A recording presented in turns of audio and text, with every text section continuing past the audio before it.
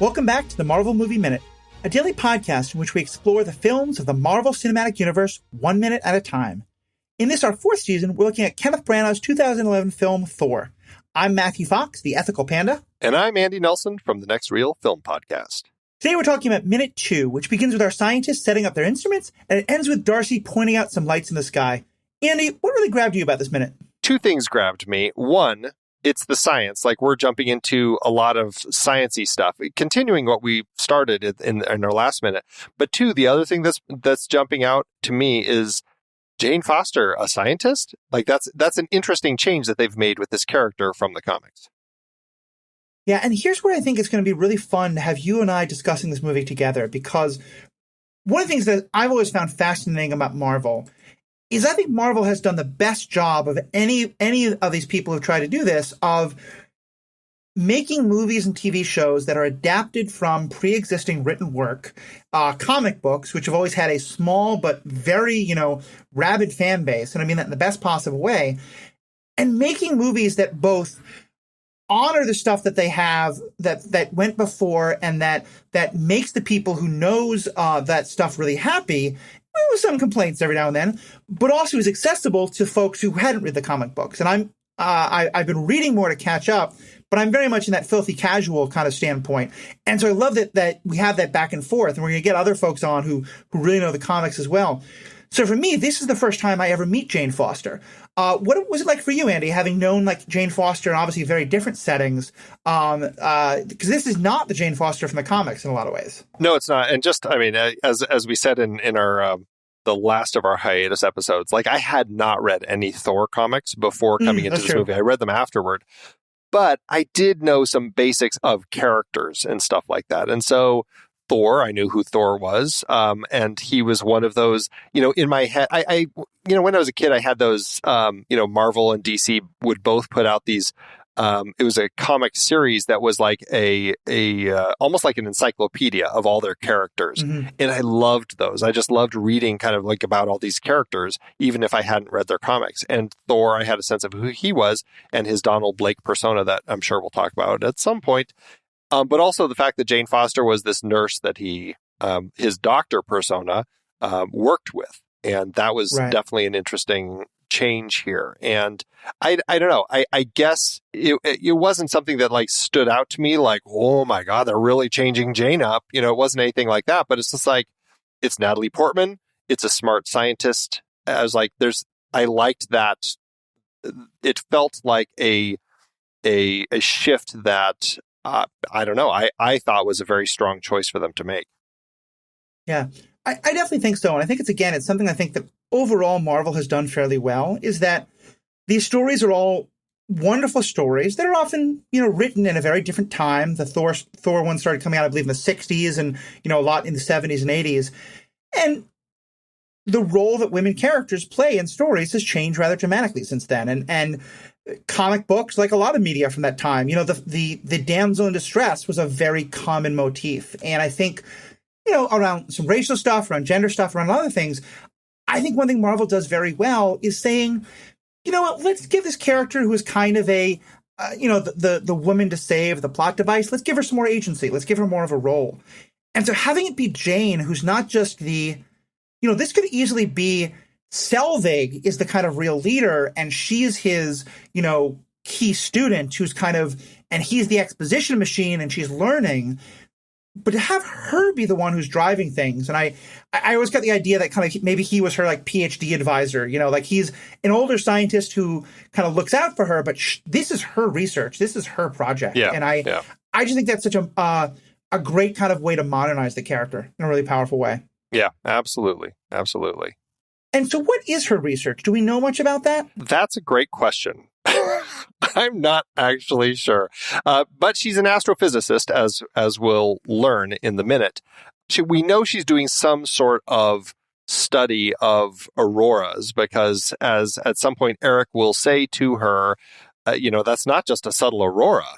And that you had been talking about. There's something a lot more that is happening now, but that seems to be what she had been studying. And we get in this minute as she's trying to figure out what's happened, because what she was expecting to happen doesn't happen.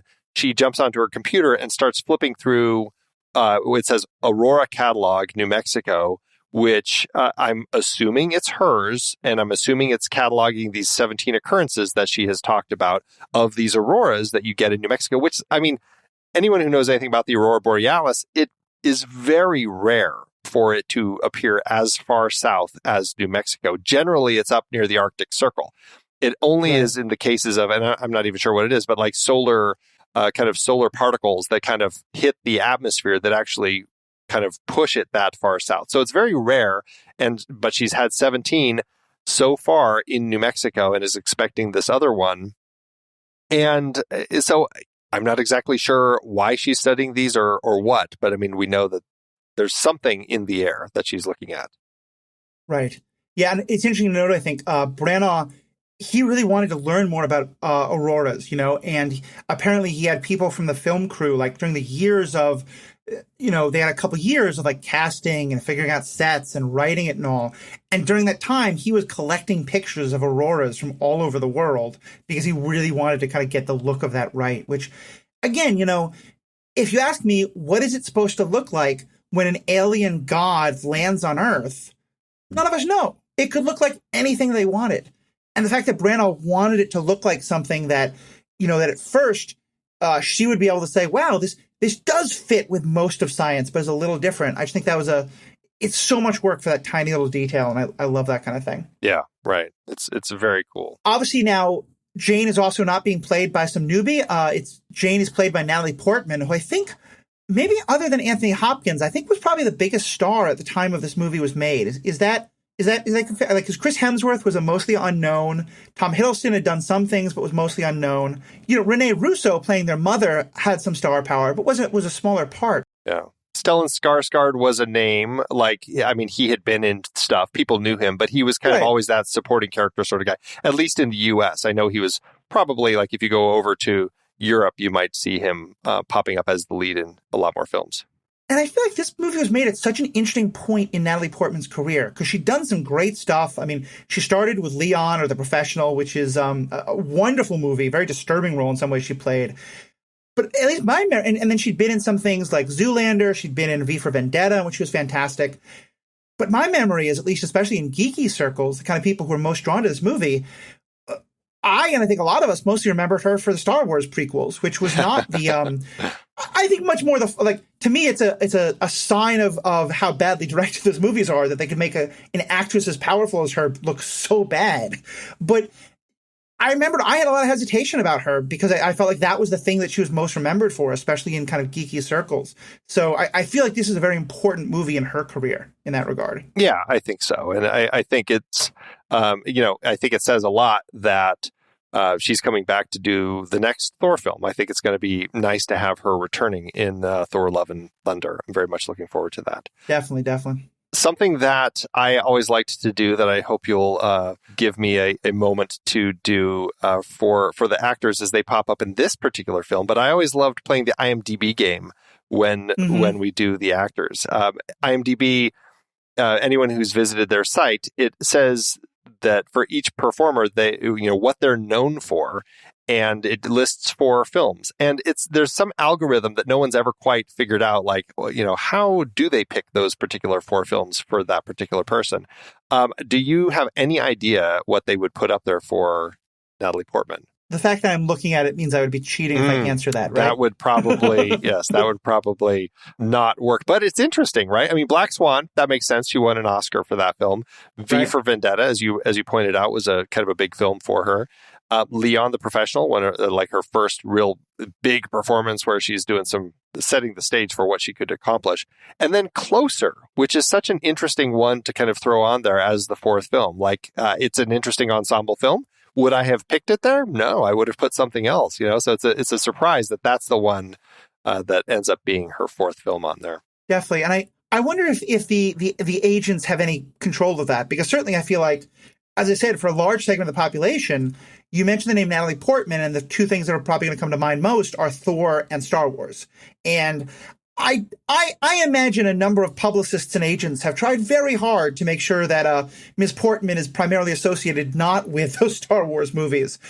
I don't know if that's a part of the of this at all, but I do think it's an interesting thing. I don't think so. I don't think that anyone other than IMDb has any control over how they're choosing their algorithms. Is it the popularity? Is it how much money they made? Is it the kind of the how it's affected the cultural zeitgeist? I just don't know. But there's always some interesting elements that they end up kind of using that are kind of influencing how they're picked. So, having watched Entourage, I have a little more suspicion that some agents might be doing some search engine optimization stuff that might clue in. They may know but who knows? And I will end my suspicions there. So we get her character, who's obviously going to be a major part of this movie. The other one who really jumped out at me watching is Darcy Lewis, because I think of Darcy Lewis as such a reminder as I watch this movie, because I think until a year and a half ago, if you asked me who Darcy Lewis was, I would have had no idea who you were talking about. If you said, oh yeah, the sarcastic college student who's part of Thor, I'd be like, oh, okay, yeah, that person. To me now, Darcy Lewis is, I think, probably my favorite character, my second favorite character from the WandaVision TV show that came out. And I think that's, to me, to talk about a deep bench, such a great thing that I think we have like a 10-year stretch between Thor 2 and this movie where Darcy is just not included at all. And so knowing that, I'm really enjoying getting to go back and see Darcy from the very beginning and see like, oh yeah, this is where she comes from in the MCU. Yeah. Knowing where she's going to wind up in WandaVision. Right. Yeah. Not quite. It's like 8 years separating the two. Okay. But still, it was quite a disappearance for her. So it's nice to have, it was so nice to see her pop up in WandaVision. Uh-huh. Since we're talking about Kat Dennings and her, without you going to IMDb and looking, can you say what would be the 4 films that they say she is known for? And I should say 4 projects. It's not always just I was going to say, films. yeah, if it's not films, I think the first thing she'd thought of is Two Broke Girls. Okay. The TV show that I know she was very involved in. I just have this mental image of her in like the waitress outfit that you just has, especially because it's become part of so many memes and stuff like that. Beyond that, I have no idea. I know I think about her. I used to get her confused with the actress who plays Jessica Jones because they both have kind of a similar look, in terms of like the dark hair, pale skin, kind of almost like a little bit of a gothy look, and the sarcasm and stuff like that. But I now know they're two very different actresses. Beyond that, I don't think I know too much about Ms. Dennings' career. What else has she been in? Well, the first thing that they have, which is such a great film, if you haven't seen it, I definitely recommend you check it out. It's called Nick and Nora's Infinite Playlist. She plays Nora, and she is a delight. Yeah, fantastic. The second one is Thor, and the third one is Thor: The Dark World. So there you go. Though she gets some love for her appearances in these 2 films. And the fourth one is a small film called Charlie Bartlett, which, I haven't seen. I remember when it came out, kind of it got a little bit of buzz. I think it was about a boy, Anton Yelchin is the lead. And I can't remember what he kind of becomes like a counselor in his high school, like counseling all the kids with problems. And, if anything, I'd say there's an odd little MCU crossover in that film because Kat Dennings is in it, along with Robert Downey Jr. I think Tom Hiddleston currently has the record for the most projects that he's been in with other Marvel stars. But I imagine Robert Downey Jr. is a close second just because he's been in so many things for a very prolific career. Right. Yeah, no kidding. And it is interesting to me that neither Two Broke Girls or WandaVision is mentioned, because I know she's often talked about as one of the breakout stars of WandaVision. But yeah, you're right, because Two Broke Girls does seem like I mean, that was the other thing that, if anything, I associated with Kat Dennings, it was that TV show. Definitely. And I think it's been interesting. In this minute, we don't see too much about her, but as we go on, I think in the next couple of minutes, but also in the rest of the movie, I do feel like this version of her character is very different than the one we get in WandaVision. And that's something I'm going to be wanting to kind of keep an eye on to see, like, what are the elements of that character, like the sarcasm, the cynicism that stick around. But also, I mean, here in that she is a part of the world. She is a focus and a scientist. Here she is like, she cares about the college credits and she doesn't want to die. And so I think that's gonna be a fun thing to keep an eye on, is how do we see that character really grow and change over that time? Absolutely. I mean, I love that, right out of the gate, one of the first things that we have her doing is giving just a fantastic eye roll. She is clearly bored in this internship. She's just like rolling her eyes as Jane and Erik pop the top open and kind of hop out to look at, put their scientific equipment up. And she's just like sitting here rolling her eyes. I just like, that's just so great. that moment of like the most amazing scientific discovery in human history may be about to be made, and what's her line? Can I turn on the radio? Right. And I say that because that would be me. That would be the one who'd be like, okay, it's gonna happen, but right now I'm kind of bored. Can we just, like, I'd be checking my phone if this was. It's funny to think that even 10 years ago, like checking your phone, not a thing yet. But yeah, true. One little more moment there.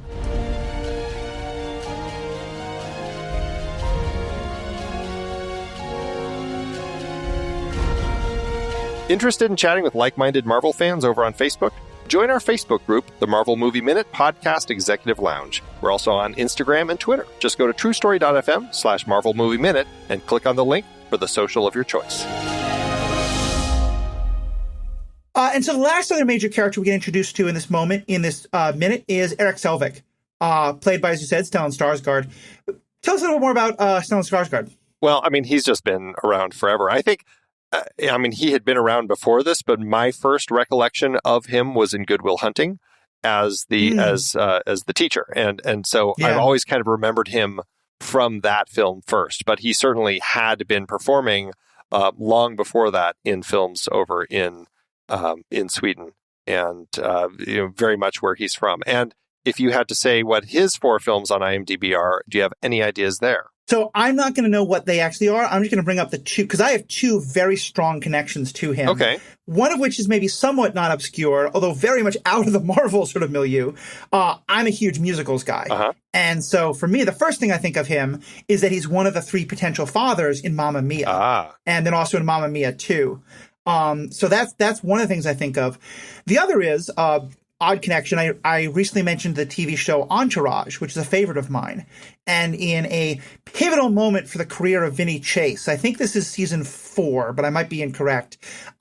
He's trying to rebuild his career, and there's a German director who just won't give this pretty boy actor the time of day. And he's, it's maybe a 4-episode arc, but it's a very important arc in the show, and it's played by Stellan Skarsgård as just this like scenery-chewing German actor who hates all Americans and just, how could you make me do this? And just, it is such a striking role that it's kind of funny to think about like 4 episodes of one TV show I watched how many years ago. That's the thing that sticks out to me about his career. That's so funny. And him singing on a Greek island in Mamma Mia. Right. And The Hunt for Red October. I always forget that I remember him from that film, too. Oh, who was he in that? He's one of the submarine captains. I can't remember which one, but he had been... Oh, he's the captain of the Alpha that's hunting them. That's right. Yes. Yep. Captain Tupolev? Tupolev, thank you, yes. God, I never would realize that. So, okay, well, Europeans in American Hollywood, if he's Swedish, he can do he can play Russian. A German accent, right. He can do Russian, Sean Connery made Russian accent Scottish, so I guess anything's possible. Right. But IMDb says he was known for Good Will Hunting, which I already brought up. Nymphomaniac Volume 1, which is interesting. Amistad, also interesting. And then, should love this one, Mamma Mia. There we go. Yeah. There we go. Yeah. Okay. So I forget he's in Amistad. That's another great movie. I can't say I've seen Nymphomania. If that's going to be reviewed on the next reel sometime, let me know. But I'm not sure if that's quite the family-friendly dynamic we want the podcast going. Yeah, well, certainly a little different from the Marvel crowd. Yes. Yeah, well, we'll see. Yeah. But yeah, so I think he has become one of my sort of favorite of the side characters in the movies, because to some extent, he winds up being kind of a walking exposition machine, I think especially in Avengers, but he's often the guy who kind of explains the science, but he always does it in such an interesting way. And his approach is he is just so open-minded and fascinated by the science. One of my defining memories in Avengers is that obviously he gets mind controlled by Loki, but he's also just like, he gets a chance to play with the new scientific toys that Loki offers him. And you get the sense that that's part of what sucks him in. So I'm really excited to really get a chance to dive deep into his character, because I think he's another such great, just a little part of the Marvel universe that I don't think we're ever going to get a Selvig movie. I don't really want one, but I'm so glad to see him pop up whatever he does. Well, and both, to that point, both Darcy and Erik were created specifically for the film. Like they hadn't been in the comics. I think now, subsequently, like Marvel has been adding a lot of these characters into the comics. But yeah, they're both kind of original for this film story. This is an interesting the dynamic between these characters at this point in the vehicle is fairly interesting. And I think that it's certainly at this point worth talking about because, I mean, we've talked about Darcy and how she's kind of dismissive of everything going on. But I'm really curious about Erik. And I think that, it's worth talking about him here, but then also how kind of there's some additional elements in the script. I'm very curious what has gone on before between Erik and Jane. I mean, he obviously flew here at very short notice to see what she discovered. Again, that's not in the film. That's just kind of in the Marvel histories. But obviously, I would think that she had some concrete stuff. Again, these are all scientists. I'm sure she presented him with something concrete to get him to come here. But now, and it's so odd because she sets up this little magnetometer on the roof of her car to do all this stuff. She's got a timer, a countdown timer. It goes 5, 4, 3, 2, 1. Nothing happens. And it doesn't happen at the Aurora. It doesn't happen at the exact second she expected it to. And his reaction is so strange in this moment. And I can only think that it's because the storytellers were trying to kind of build a little tension here, right? But he's like, he looks at her and she's like, Jane, you can't keep doing this. You're an astrophysicist, not some storm chaser. And I'm like, where is this coming from? It seems like strange for him to seem so disappointed in her right at the start of this film. As someone who spent a good deal of time in academia, and I got into a PhD program and decided not to pursue it, but I have a lot of friends who went through that. It is kind of a dynamic I recognize, though, of the person who is just getting started. Like, I think of her as kind of doing postdoc work or kind of recently has her PhD, and she still just wants to chase wherever the science goes. And I see him as the person who's been in academia for 30 years, and he's still now in the place of okay, this might be an interesting theory, but you're not going to get this published. You need to kind of settle down and do the more sort of specific stuff. Yeah. Now, the one thing that I never quite understood, and I wonder if you know more about this, is this purely a coincidence that they were chasing something completely unrelated? Or is it that, there is some degree of that Bifrost connection between Midgard and Asgard, and that she's kind of kept, that there has been little, the door that's closed, has little blips, and that's what she's been chasing. And that's why she's literally right there when the door actually opens. Do you know, is there a connection between her research and Asgard, or is it just pure coincidence?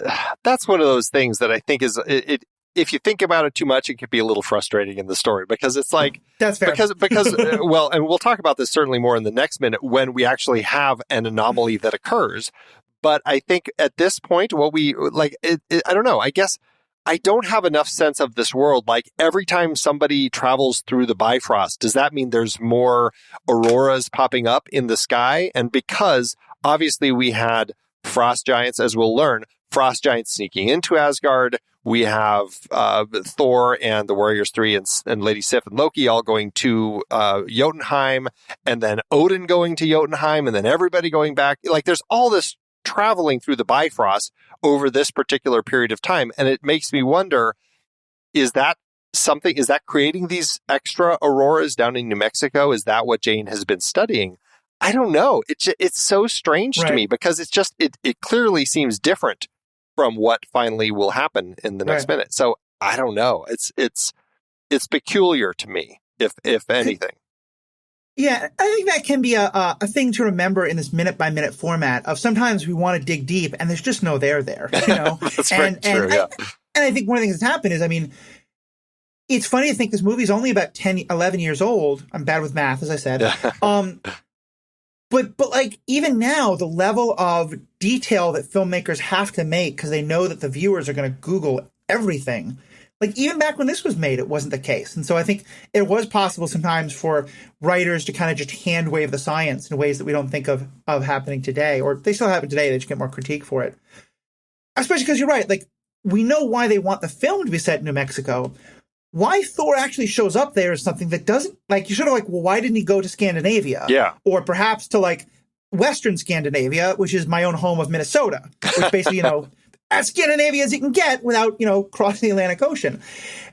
And so we don't explain it, but we don't really need to until you kind of go into this depth. The thing, though, that I also think is really interesting about this is that, as we've established, Darcy is the one who doesn't really care much. She just wants to get her college credits. She's kind of interested. She wants to listen to the radio. Selvig and Foster are the ones who are so focused, but then they get so much into the debate itself that it's Darcy who points out in the last line of the minute, Jane, I think you want to see this. Yeah. And again, it's comedic, but I also just thought that was such an interesting moment of the scientists get so focused on the argument that they miss the thing they're looking for, and it's Darcy who finds it. Right, exactly. And it's just one of those things also. It's like they're scientists, but they're also being awfully specific about something that's going to appear in the sky. And I'm like, does it work that way? Does it happen at exactly that time when you're waiting for these astronomical disturbances to take place?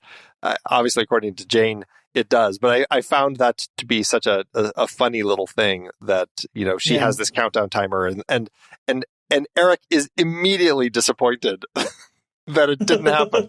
I don't know if that's how scientists work, but it's fine. It's fine.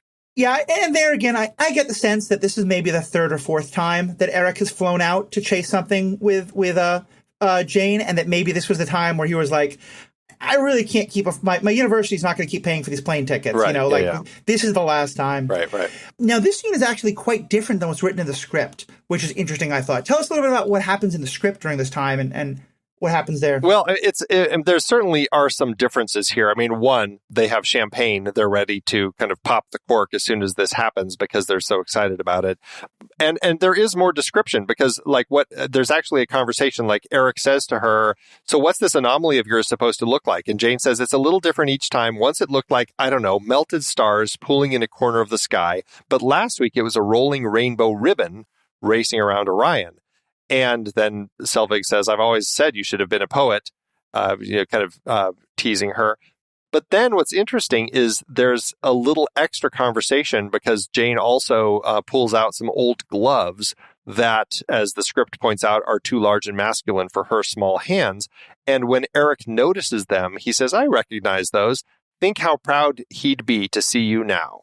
And Jane's grin fades to a sad smile. So, okay, there's some backstory there that we're getting about Erik and her dad, that there must have been some work that they had been doing together, and now she's kind of following in her dad's footsteps. And it's kind of an interesting element that we have that's never, ever brought up in the film.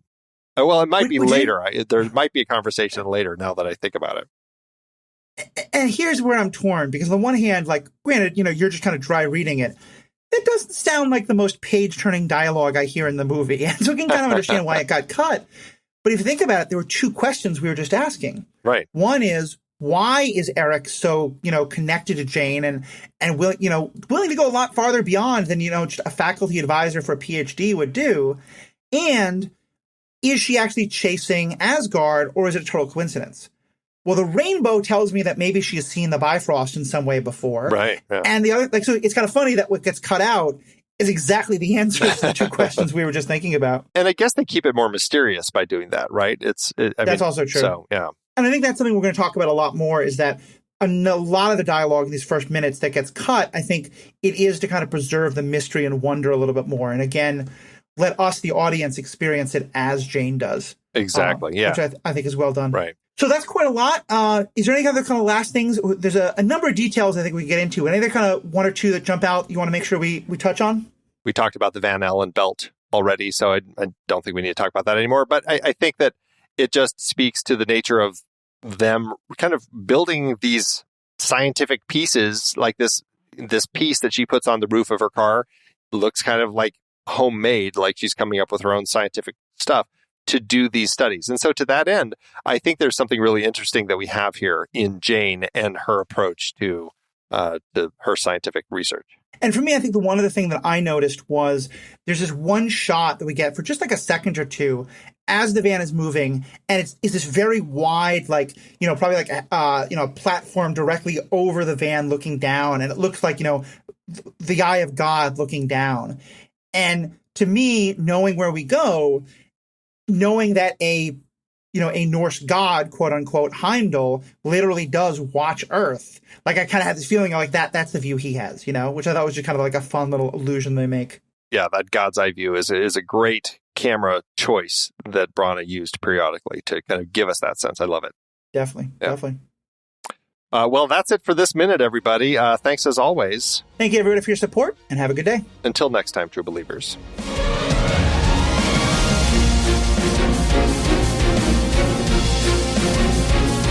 Marvel Movie Minute is a production of True Story FM, engineering by Andy Nelson. This season's music is One Last Ride by Martin Puringer. Find the show at truestory.fm, and if your podcast app allows ratings and reviews, consider doing that for this show.